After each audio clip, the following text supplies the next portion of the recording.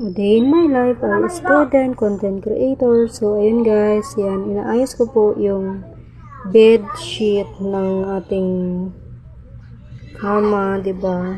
So, kapag nag-ano si diyan, yung client natin ay maayos ang pagkaayos, ang paggawa pala. Ang pag-set up natin ng bed sheet mga baby loves.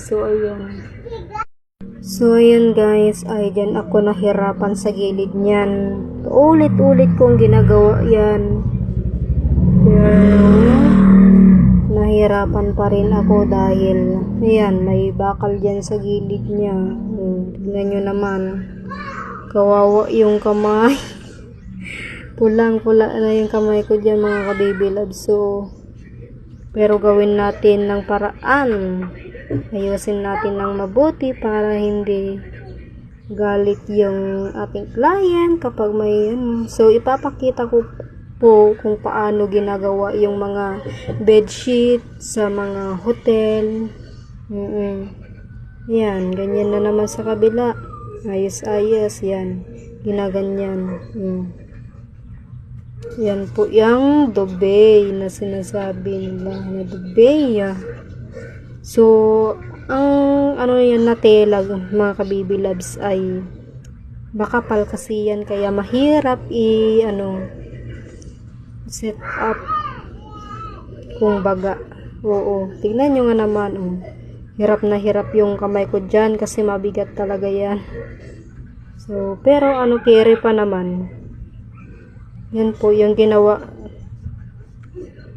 namin. So, itong video na ito mga ka-baby loves ay matagal na po ito at ngayon lang po na i-post sa aking timeline. So, ayan. So, ayan, ganyan na naman. Ayos na naman. Sa gilid na naman siya. Bumalik sa gilid. So, ayan. Dubay ba yan guys? Oo, dubay. Ayan guys. Tingnan nyo nga naman. Diba? Inaayos ko yan guys kasi mahirap talagang ayusin. Saan pa ba kayo dyan? Diba? Tingnan nyo nga naman. Hirap na hirap ang madam ninyo. So, kung nakailang ulit akong dyan mga baby loves. Mahirap talaga yan. Kasi dyan sa ilalim ng kama ay may syempre dahan-dahanin natin baka matusok yung kamay natin. Dyan na naman sa gilid. Tignan mo kapag inayos mo yan. Yan, ganyan po ang pag-ayos. Iipit mo yan. Ganyan. So, yan yung training namin noon bago ka mag-assessment. Yan po. Kung paano mo gawin. Yan ginagawa ni Madam Angeline guys. Diba? Tignan mo yan. For the ayos ang person. So, ayan. So, mahirap talaga mga baby loves na magganyan. Kasi talagang, effort talaga. Isin mo. Kahit dyan, pinapawisan ka pa. Para bawal kasi may kusot-kusot sa gitna or yung mga kasi yan talaga guys. Yan, hindi ko na alam kung anong tawag ba dyan.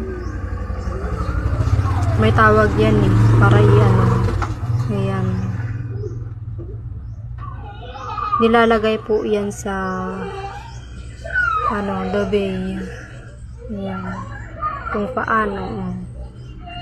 Yan hanggang sa baba yan mga ka-baby loves. Ayan.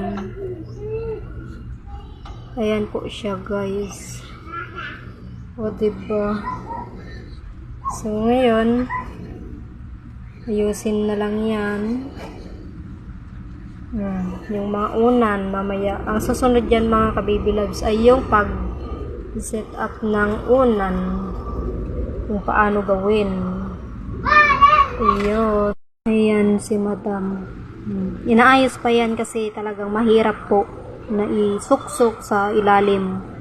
Yan. Wala dapat makusot-kusot kasi chine-check po yan ng client natin. Yan. Talagang mapapagod ka yan.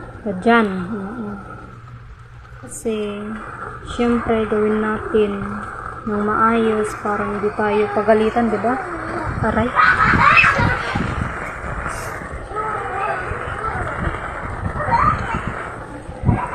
So, yan. Unan na po. Ang susunod, Korean. Ayan. Mga unan na po.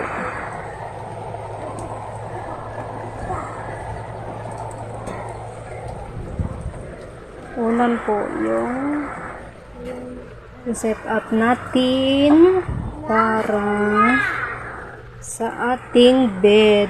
Ayan guys. So, set up ko na nga. O, dyan ang punda ng unan. Ayan. Tignan nyo kung paano siya i-set up. O, diba? Ayan, bilisan mo, girl. Magkilos. Uy. Tignan nyo nga naman. O, diba? Ayan. Kapag may sobra yan, guys, sa gilid, ay, ayusin mo. Ayan lang. O, tignan nyo nga naman. O, diba? Ayan, pabagal-bagal pa ang pag-set up. Sige. Diba? So, ayan guys. O, tignan nyo sa gilid. O. Ayan. Iayusin niya pa yan yung sa gilid. Para pantay. Lalo na kapag may punit sa gilid niyan. Kailangan ayusin. Kailangan na hindi makita ang client natin. O.